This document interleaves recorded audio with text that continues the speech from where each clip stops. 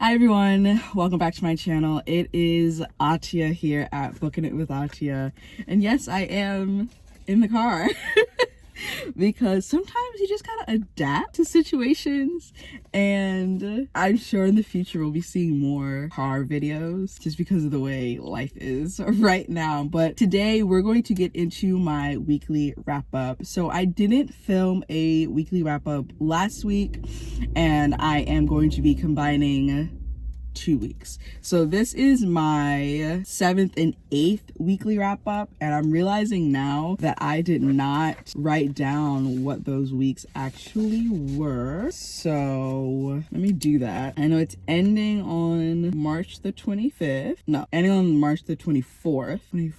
So that means that the week before ended on the 17th, and the week before that ended on the 10th, right? Is that how that would work? I don't know. All right, so I think this is like March 11th or March 10th or whatever to the 24th. I'll put the correct dates right there. But yeah, so let's just dive right in. Let's start with what I DNF'd. I DNF'd 2 things. I DNF'd the volume 1 of Oshinoko, which is a manga, and this one was just weird. It gave weird vibes. It's about this guy who is in love with this, I don't want to say in love. He is a fan of this idol, but she's a teenage girl, and then he ends, and he's a doctor. I think he's either an OBGYN. Yeah, I think he's an OBGYN. And you find out that the idol is secretly pregnant. And so he's helping her navigate this new pregnancy, and he ends up dying and being reincarnated as one of her babies. And it's just weird. It was so weird. But he's like his soul is fully aware of the fact that he used to be a grown man. And he's like, oh my God, I'm her kid. It was weird, y'all. It was very weird.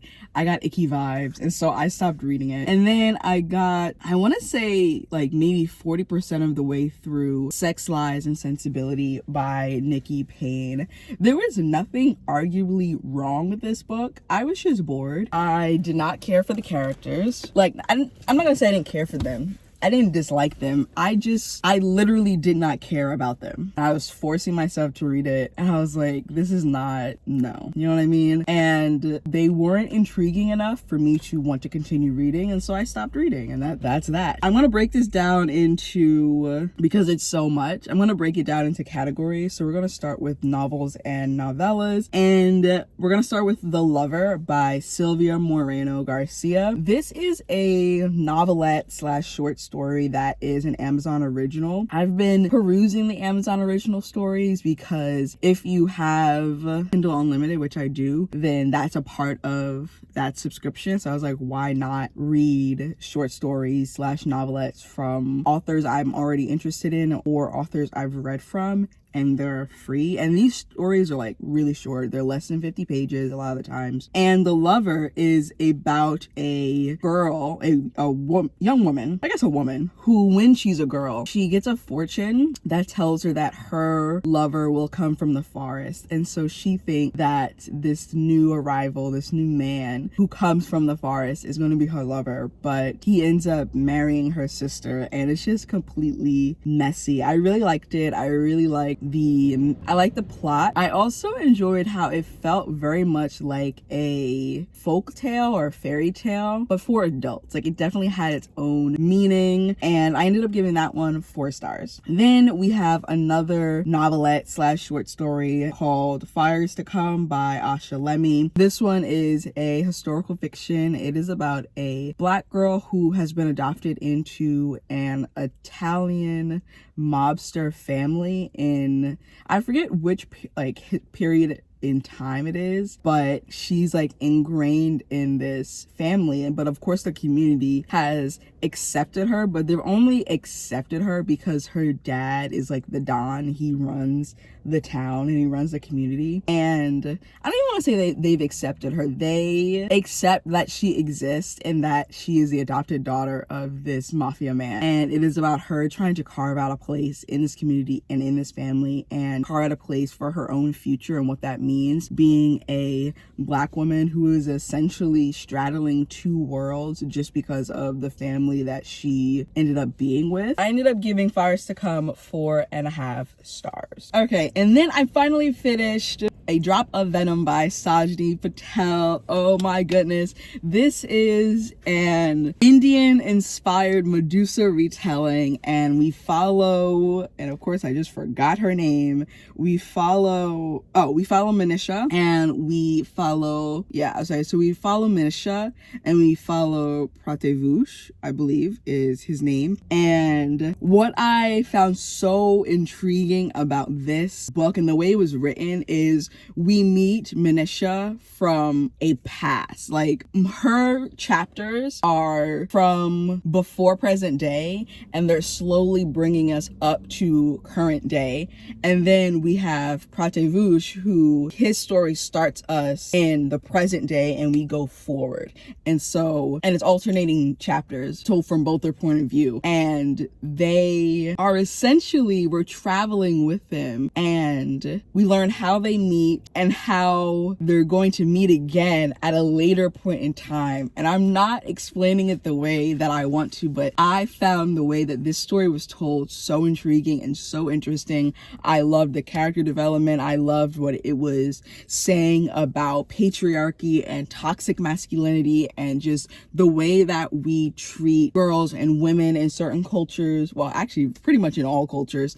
And this book was just absolutely incredible, and I want it for my personal collection, but I had to give it back to the library. But I will indeed be getting a copy for myself, because I took so many notes, and there are just so many pages that I have quotes that I thought were really cool. And as if you couldn't tell, I ended up giving this book 5 stars. Then we have Lore of the Wilds by Anile Sabrana. This is a cottagecore, very, I don't want to say folksy, but it gave cottagecore vibes. It's a fantasy. It's the first in a duology, which I did not know when I went into it, but that's pretty cool. We have a girl named Lore, and in this world, the humans are essentially pushed into this one, I guess in modern day terms, we would call it a ghetto, because they're all literally just put in one spot, and they're given poor resources, not given enough food, not given enough money, and they live in a world full of fae, and they are the only humans there, but they're not sure exactly how they got there. They have they have a myth about it and a folklore about it. And when we meet Lore, she comes into contact with these fae who are looking for her aunt, and then an earthquake strikes her village, and fae come and they're like, oh, you speak the old language and you're a human, we need to take you. And they take her to the capital city, where is he a dude? He's someplace high up there in politics, and he wants to get into this ancient library, but the library has been cursed so that no fae can enter, only humans can enter. And they find her and they take her because they also know that she speaks the old fae language, and she is tasked with reorganizing the library in exchange for money and for her town to be rebuilt. And I loved that the religion, or the spiritual belief system in this book, was surrounded with, for the humans at least, was deeply tied to the moon and the stars, and I found that really cool. I also loved how much knowledge and the gaining of information was so important in this world, and how Lore and her people, the humans, their lack of knowing where they came from directly impacted the fact that they could not have resources and they could not advance in this life, and they were unable to learn the magic because they don't have that knowledge. And I found that to be very poignant, and I definitely see what she was talking about and what she was trying to say with that message.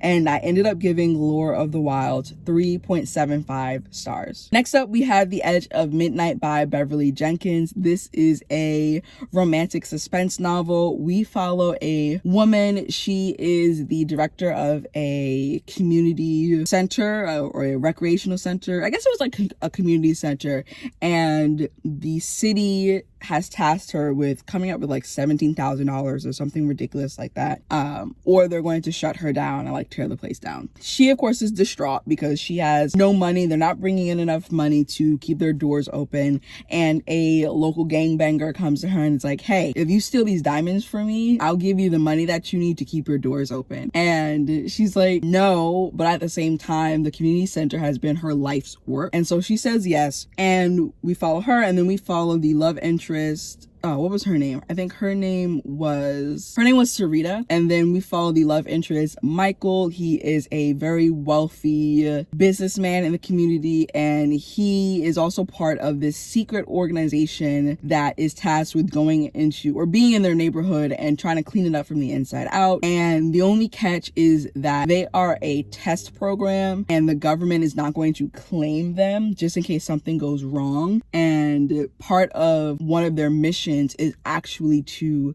get these diamonds or transport these diamonds. And so Michael just happens to be on the job the night that Sarita goes in and is trying to steal the diamonds, and that is how they end up meeting at first. She ends up shooting him in the shoulder or something like that to get away, and then they think that that is kind of like the end of their paths diverging. However, Michael is on the look for a fake wife because all the ladies of the town, all the single straight ladies of the town are fiending over him because he is a good-looking, wealthy, respectable, employed black man, and he's the brother to the mayor, and he can't get any work done because everywhere he goes, ladies are, I guess, throwing their panties at him. I don't know. And so his grand plan, instead of being like, hey, I'm not interested, right, is to be like, I'm gonna get married. And his one of his half brothers is like, hey, I have a girl who, we basically grew up together, and she'd probably be down for this, whatever. And it just happens to be Sarita, and that is how they come back into contact with each other. And it's these two very headstrong characters, and I just really loved it. I loved the banter, I loved the steam. It was a great time all around, and I ended up giving this one 4.25 stars. Then we have See No Color by Shannon Gibbs. This is the story. This is a YA contemporary novel. This follows the story of Alex, and she is a transracial adoptee, and she is a biracial black girl who is adopted into this white family. And this is about her journey coming to terms with the fact that she is black. Like, she knew that she was black, but her family's like, we don't see color, and like, they don't like when people call her black. They're like, she's mixed, and they don't know how to take care of her hair, and all the typical things you would think would go down in a white family with two other white children and this biracial black girl goes down. And it's her finding who she is and coming to grips with who she is, and not even just like from a racial standpoint, but also just figuring out like, what does she like aside from baseball, which is all her father talks about, and she's like this star baseball player. This book, the first half of it was looking like a 5-star read. It really was. I was like, wow, this is so good. Like, the story work is good, the characters are good, like, it really had me going. And then we get to the second half, and it was like all that work that was done in the first half just fell flat, and nothing was actually done. We get to the end of the book, and I'm like, that's it? Where's the character resolution? How is she going to answer all of these problems that she have? It feels like there were a bunch of threads that were undone in the first half. And like, when you have a book that's a one-off, you expect most of those threads to be woven back together or put back together. I'm really going with this sewing metaphor, so stay with me, by the time you reach the end of the novel. And that did not happen at all. Not a single thread was put back into place. It was just completely unraveled, and it stayed unraveled. And that was so frustrating, because if this book had been maybe 150 pages longer, we could have gotten so much more character work, and we could have gotten some resolutions to most of the problems, and it would have been such a fulfilling novel, especially if you are a young adult reader who is going through a lot of the same things that the protagonist is going through, then to just have it be like, well, I guess life sucks and like she'll get it together maybe one day. It was just like, what are we doing and why? And I ended up giving that book 3.25 stars, which isn't a bad rating at all. But keep in mind the fact that I said the first half of the book, I thought it was going to be a 5-star read. So for that second half to end the way it did, I was thoroughly annoyed with that. Then we have Ghost Roast, which is a YA graphic novel. This is about a teenage girl. I think she's like a junior in high school, and her dad is a paranormal investigator. He runs a business where he goes into homes in New Orleans and he essentially exorcises ghosts in different presences and de-haunts them. And when she was younger, she was like, all right, cool, bet, like this is gonna be great. Was her name Chelsea, or I can't remember her name. For some reason the name Chelsea is popping up, but I don't know if that's her name for certain. But when she was younger, she was really into it. She thought it was so cool. And of course, you know, she grows up and her parents get divorced because of this business, and she just has no intention of humoring her dad anymore. And then she gets into a bit of trouble during the summer, and her mom is like, I can't deal with this right now, so you're gonna go and you're gonna work for your dad for the summer. And it turns out that she can actually see ghosts, whereas her dad cannot. He has all this technology, all these different tools that he has either bought or created to sense the presence of spirits, and she can legit like see them with her own 2 eyeballs. And they are tasked with removing or de-haunting this huge estate that actually used to be a plantation in order for this estate to rebrand and become a tourist attraction. And in the midst of that, our main character is, you know, seeing ghosts, and she meets this ghost boy, and he doesn't remember how he died. So it's a little bit of a mystery as well. I really enjoyed this one. I did not expect to love this as much as I did, but it was funny, it was captivating, it kept my attention, and I ended up giving this one 4.75 stars. Then we have Finally Heard by Kelly Yang. This is the second book in the Finally Seen series. So we're following Lena, and in the first book she has just come to America to be reunited with her parents and her little sister. And in the second book, is it a new school year? I don't know if it's a new school year or just we've continued in, I think it is a new school. Yeah, it's a new school year. And this book features heavily the presence of social media and what social media is doing. It talks a lot about the scientific ramifications of social media, but for a middle grade audience. And I found this super engaging. I found the messaging to be great. We also follow Lena as she is freaking out about the changes that are happening to her body. She's getting curvier, she's developing breasts, and she's just like, what is happening, and help, and can I stop it? And she just wants to cover up and just like essentially become invisible, because she's also what, you know, you would call an early bloomer. She doesn't see anyone else in her class going through these changes, and she's afraid to bring it up to her parents. And she also knows that her body changing means that new products will need to be purchased, and she knows the financial situation that our parents are in, and so she also doesn't want to put that stress on them.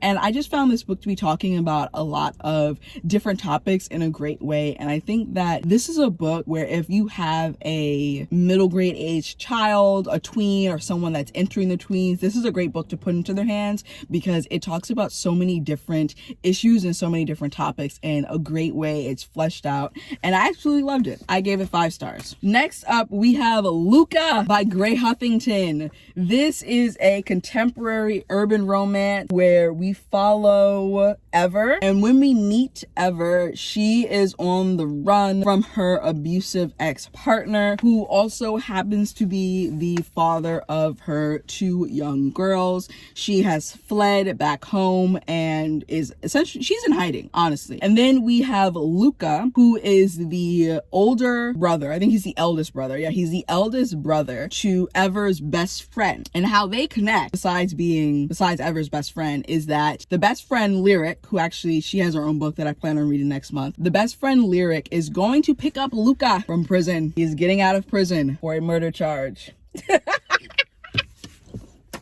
When I tell you, when I read what he was getting out of prison for, I was laying down in bed and I read that and I literally sat up and I was like, what? But it makes sense. You know, it makes sense. I don't condone murder, but in the case of Luca going to prison for murder, I condone it because of why. And that's all I want to say, because if you go into it, then like I feel like it just adds so much depth of character to this trio of siblings that the series follows. But yeah, so Lyric is tasked with picking up Luca from prison, and she's like, hey girl, like, I know your girls are away at their grandparents and I don't want to take this trip by myself. I need some support, so can you come with me? And I was like, okay, bet, whatever, let's go.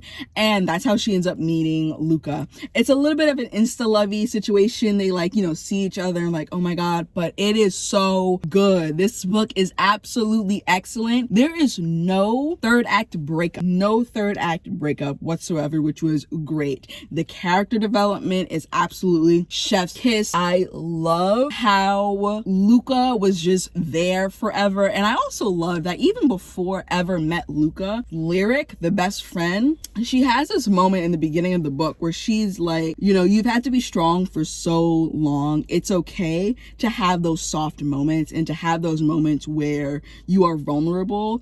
And essentially it's like, I got you, girl. Like, whatever you need, you can stay with me for as long as you need, and here's some money to get you on your feet. And you don't always have to be strong. You have a support system. And I think that's also one of the things that I absolutely loved about this book, was that there was such a strong support system forever, and it wasn't just blood relations. So you had her parents who were like really just there, and they were like, hey, whatever you need, we want to see the grandkids and we're here for you. But you also had her best friend, you also had Luca, you had Luca's connections, and I also loved I guess you call it like that brotherhood that Luca had around him. He had his brother, but then he also had other black men in his life who were like, yo, what do you need? And I'm there for you, no questions asked.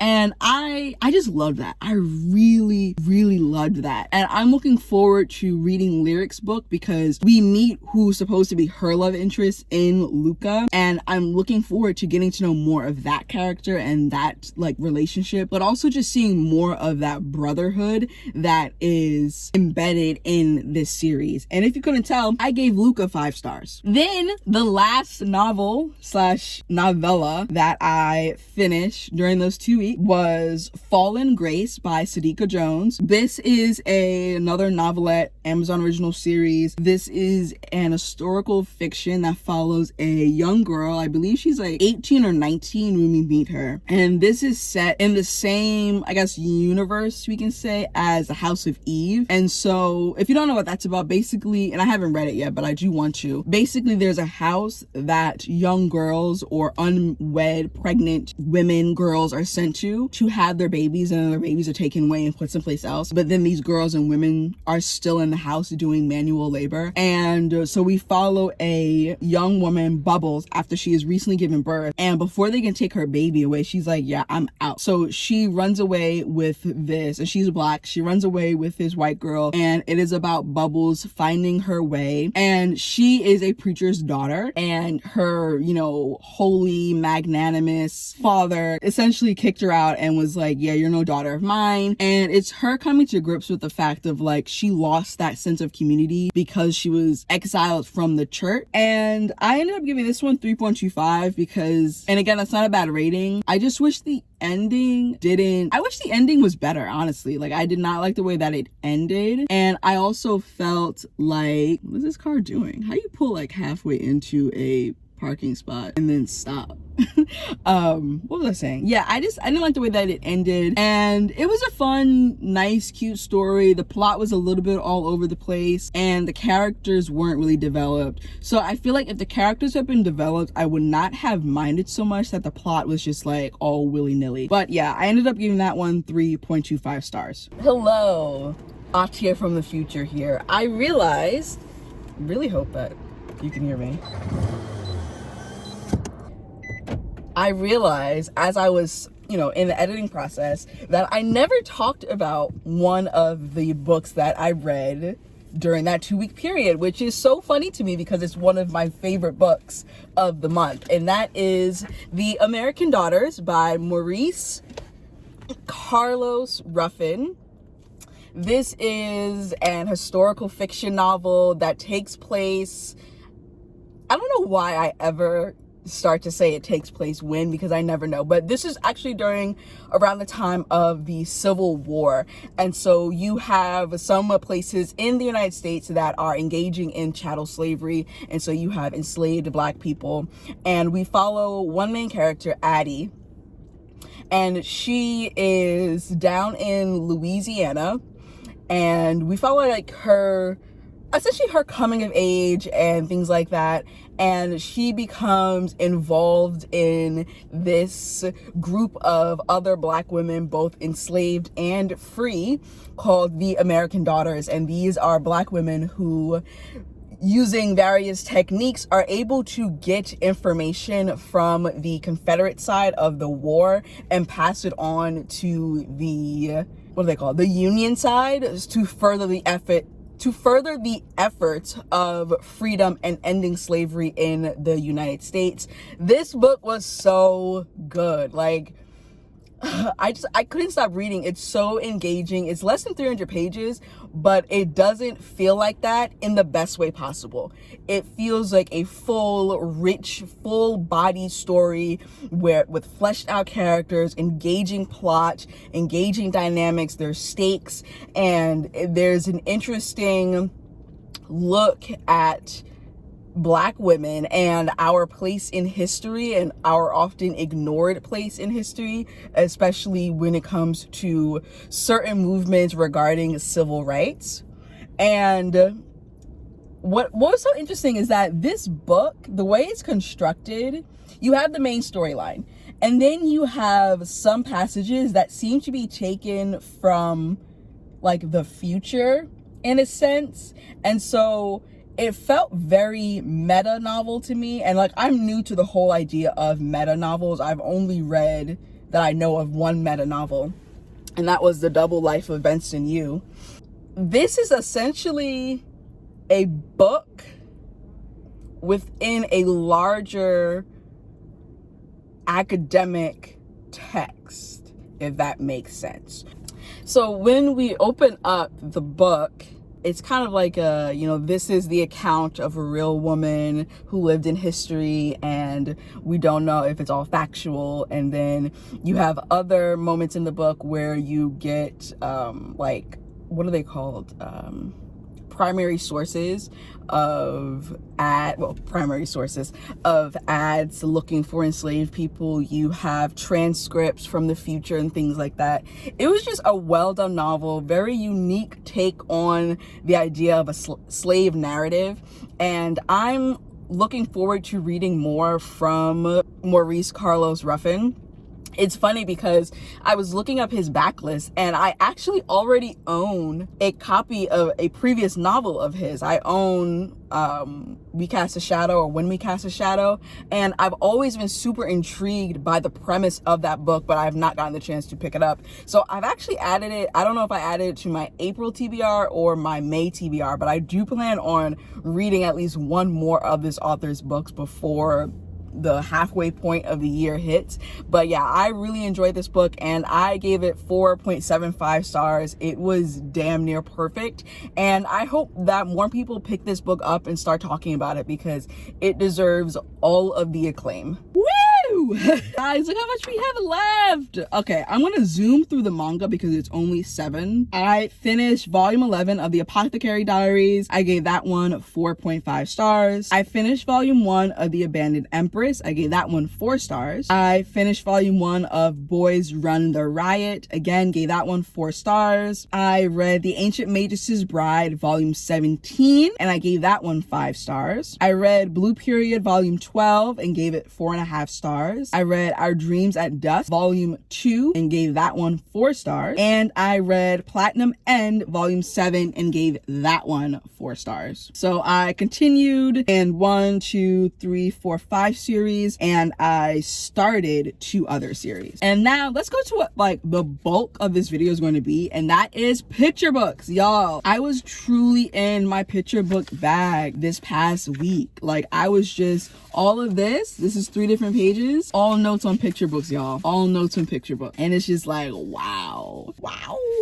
There's a part of me that's like, should I make the picture books a separate video? But I'm not going to. We're here for the long haul, y'all. We really are. All right, so I guess I could put that there. Yeah, I'll put that right there. So yeah, let's just jump into the picture books. All right, so the first picture book that I finished was Black Panther, Wakanda Forever, Courage to Dream. This one is about a little Wakandan girl. She is disabled and she wants to be part of the Dora Milaje, but she's been told by other people that that essentially is impossible because she is wheelchair bound, or she's chair bound, because in Wakanda, there's not really wheels to this chair. So she's chair bound, and she begins to believe that, and she, uses her other talents and diverges from that path, but eventually she finds her way back and finds that there is a way to be part of the Dora, and that is her dream. She just has to find a different way and circumvent what is already there. And I felt so seen just seeing a Black girl with a disability, even though it's a different disability than mine, just seeing a Black girl with a disability be like, yeah, that's my dream and I am going to achieve it, even if I have to make a different way and a different path. And it was so fun also just being back in Wakanda, and this definitely encapsulated the feel of Wakanda and the themes of Wakanda, and it was just great. And I appreciated the focus on the beauty of a person and a culture, and not on what they can produce, but the morals and values that they're taught. Because one of the things that this little girl is dealing with is she's like, to be Wakandan is to, be able to give back to the society and all this other stuff. And she has this great moment with M'Baku, where M'Baku's like, that's not what being Wakandan is about. Like, that's not it. It's about what we're taught. It's about our values, and it is about what we do as a people, not just what we're able to produce. And I loved that. I loved it so much. And I ended up giving that one 5 stars. Then we have Charlie Makes a Splash. This is a sequel to My Brother Charlie, which this series follows the family, and we have Charlie. He is an autistic Black boy. And what I loved about this book, I love the other one, but what I loved about this book specifically is that we got Charlie's perspective and his view on being autistic. In the first one, we got it from the perspective of his sister, but in this one we get it from him, and it's told from his point of view. And I love the focus on the strong bond between Charlie and his twin sister Callie. And I gave that one, and this one is all about Charlie's love of water and how he feels about water and things like that. And I gave that one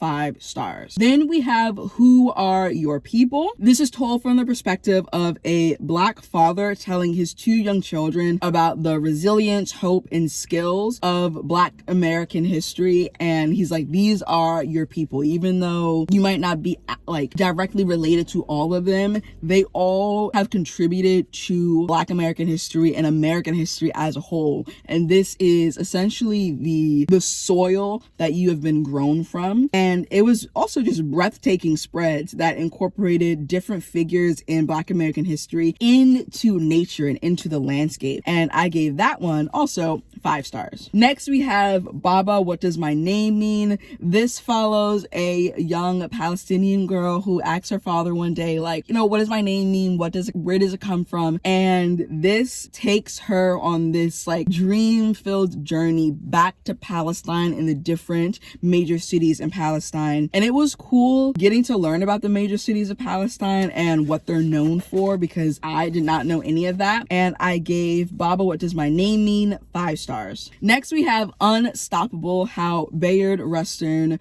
Organized the 1963 March on Washington.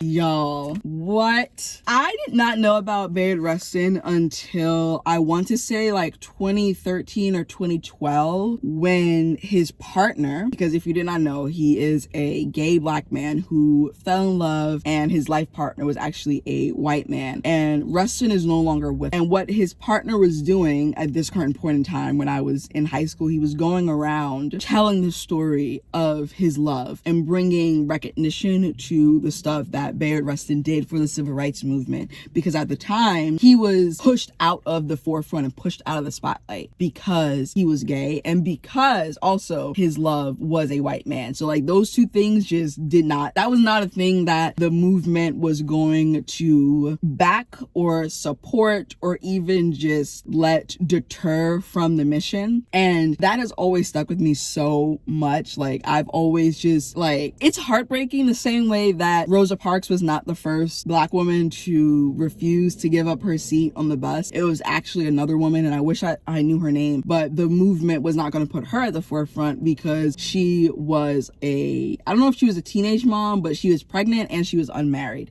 And so there's just certain things that the Black community has always struggled with when it comes to respectability politics, and certain people are, I want to say, sacrificed or pushed aside because of the way that we're trying to have, or we have tried in the past to have, this idea of the perfect victim or the perfect Black person or whatever.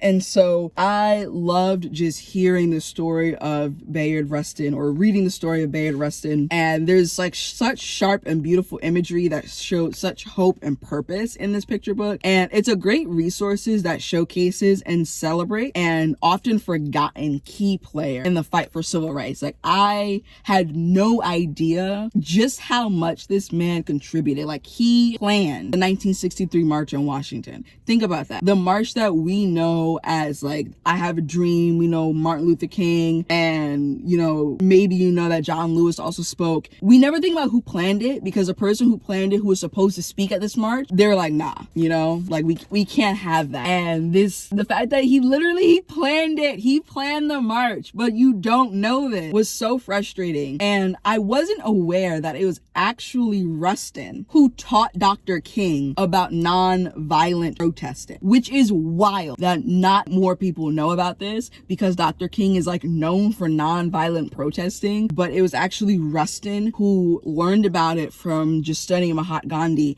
and was actually the one who taught him about it. And that was just wild. I want to own this book so bad. That's going to be one of the books that I like add to my personal collection expeditiously, and I gave that one 5 stars. Then we have Duke Ellington, the piano prince and his orchestra. And again, just telling us a story about Duke Ellington. I enjoyed the cadence of the words. Like, it felt like you were in a jazz club, and it evoked a feeling and musicality being talked about. And I also appreciated how they spotlighted other members of the orchestra besides Duke, and I ended up giving that one 5 stars. Then we have Harlem. I was fascinated by the artwork of this one, and it felt like a mix of scrapbooking and collage and oil paintings. And what this one is about is it takes the poem Harlem, written by Walter Dean Myers, and it presents it as a picture book. And it's a nice poem that is an homage to the vibrancy and culture within Harlem, and I gave that one 4 stars. Then we have Show Way. This is a beautiful retelling of a part of Woodson's family history,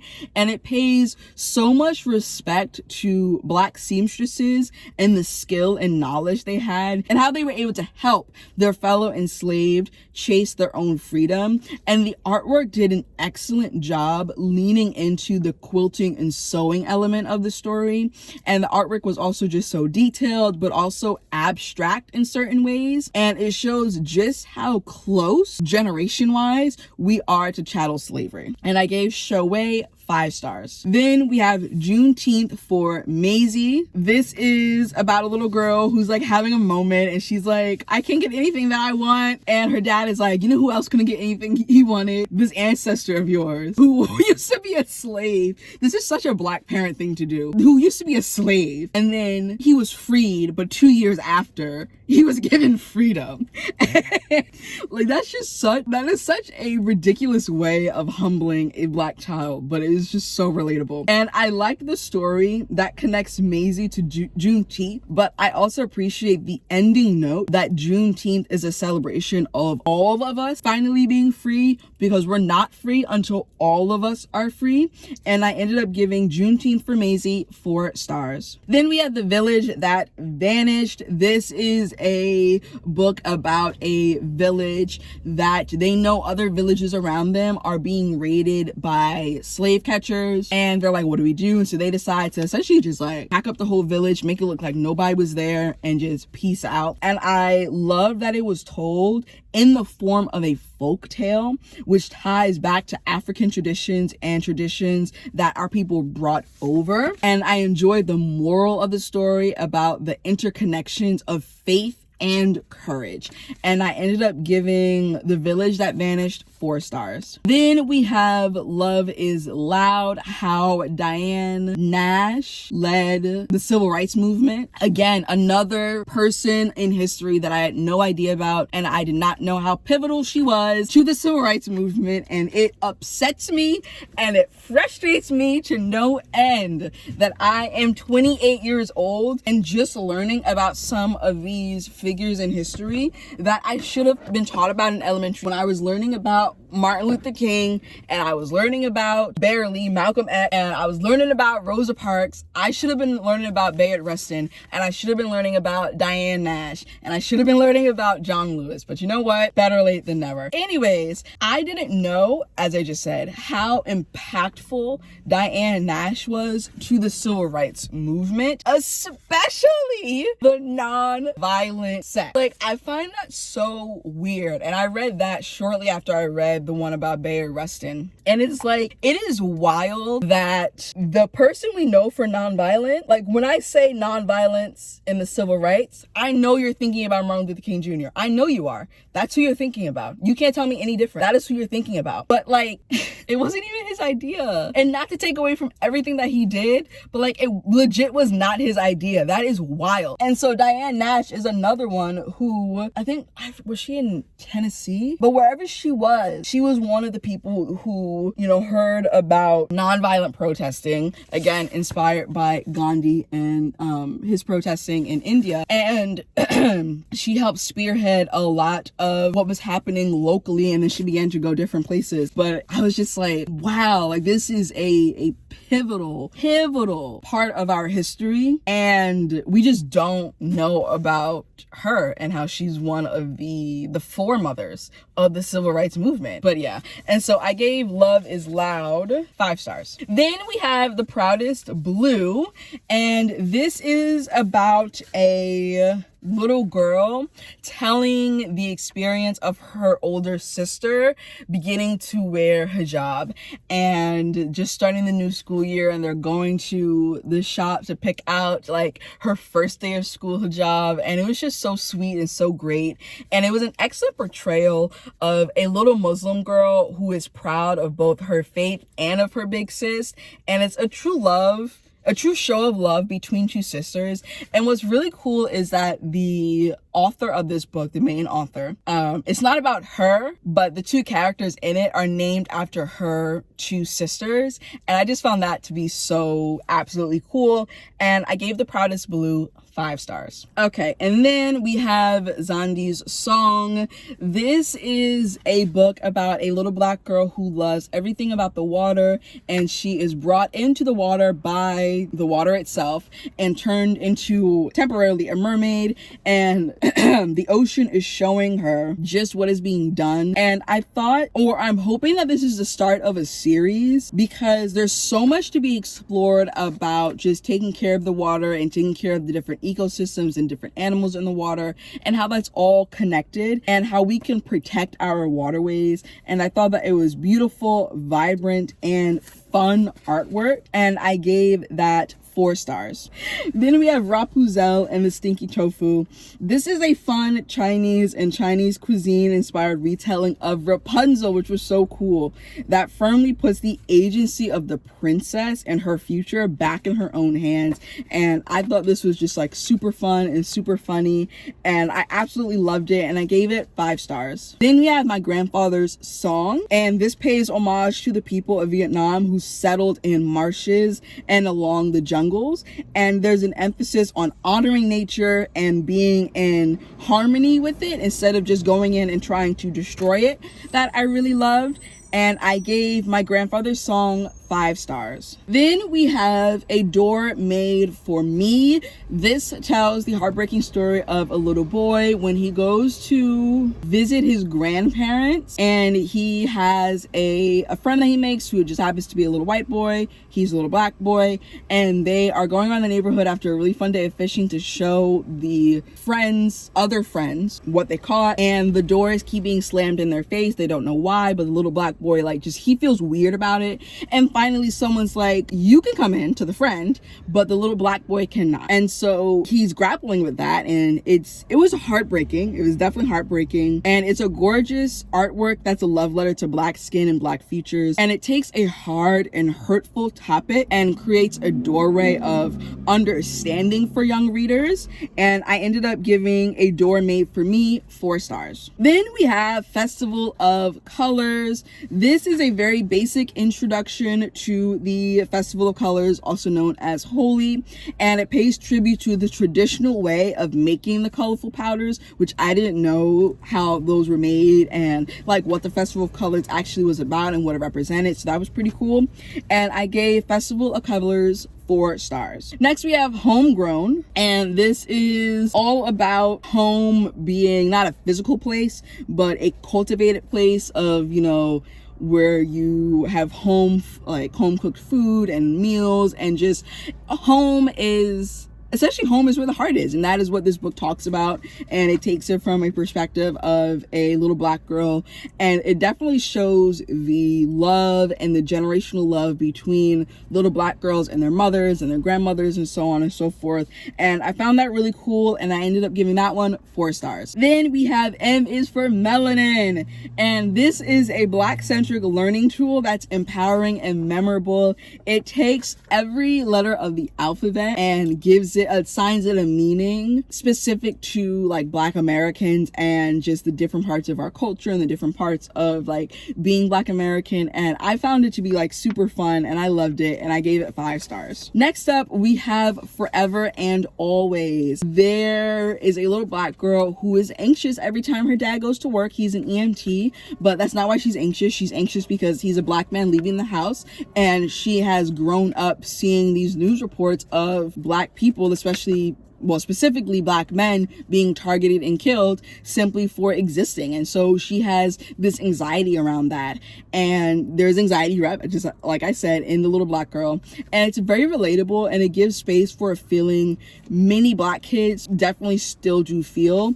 And I gave Forever and Always 4 stars. Then we have Kicks in the Sky. This was just like funny and funky artwork. It's about these sneakers that, if you're from, and I'm sure they do this in other cities, but I know like if you're from the Bronx, or you're from Brooklyn, or you're from certain urban parts in Westchester, New York, then like you have seen the sneakers tied by the shoelaces and thrown on the, what are these called? Not the utility poles, but thrown on the, what are they called? The utility lines? The lines in the sky connected by the poles, and they do something with the internet or whatever. I'm forgetting what they're called. But just, and you always wonder as a kid, like, 1, why are they up there? And 2, how do they get up there? And 3, does anyone want them? And how are they going to get them back down?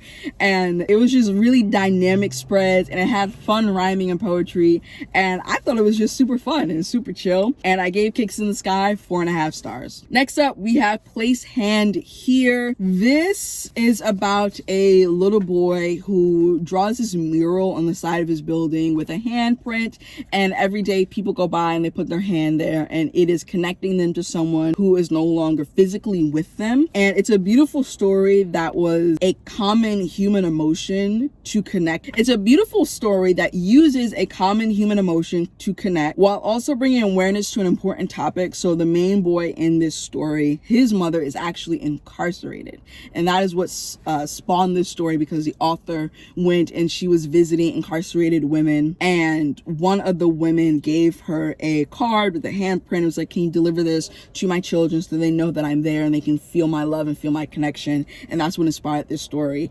And it was great. I really loved it. I really enjoyed it, and it was a little heartbreaking. It was a little sad at moment, and I gave Place Hand Here 5. And that is it for the picture book section. Woo! Go me. I did that as fast as I could, but I just have accepted this is going to be a slightly longer weekly wrap up, and that is completely okay. So I have a few books that are in progress that I'm hoping to finish this week, and the first one being Blood Over Bright Haven by M.L. Wang, Technically Yours by Denise Williams, and Promise by Rachel Eliza Griffith. So those are 3 of the books that I've made quite a bit of progress in that I'm looking forward to wrapping up and finishing this week. And with all of that, these past 2 weeks, in terms of pages, pages. The week of March 11th, I read 1,675 pages. And the week of March 18th, I read 3,521 pages for a total of 5,196 pages. And in terms of time listened via audiobook, the week of March 11th, I listened to 3 hours. And the week of March 18th, I listened for 6 hours, 26 minutes for a total of 9 hours and 26 minutes. It was a heavy page reading week for me, a heavy picture book reading week for me, and I would have it 2 weeks for me, and I would have it no other way. Thank you so much for watching this video. Make sure to give it a huge thumbs up. Tell me what was one of your most recent reads that you enjoyed. Make sure to hit the subscribe button if you haven't already, and to hit the notification bell so you are notified every time I upload a new video. All of my social links are down below, as well as the links to my Amazon wishlist, my Etsy shop, and my Pango Book storefront. And I will see you in another video. Bye! Showing. I ain't living for the moment. I see what's mine and I want it. Hungry like a Pac-Man. I'm Bruce Wayne and Batman. I'm Naruto with a Hanzo. Got a sharp mind like I'm Einstein. Plus I'm copywriting, so it's all mine. Check it for me, I'm in the sky.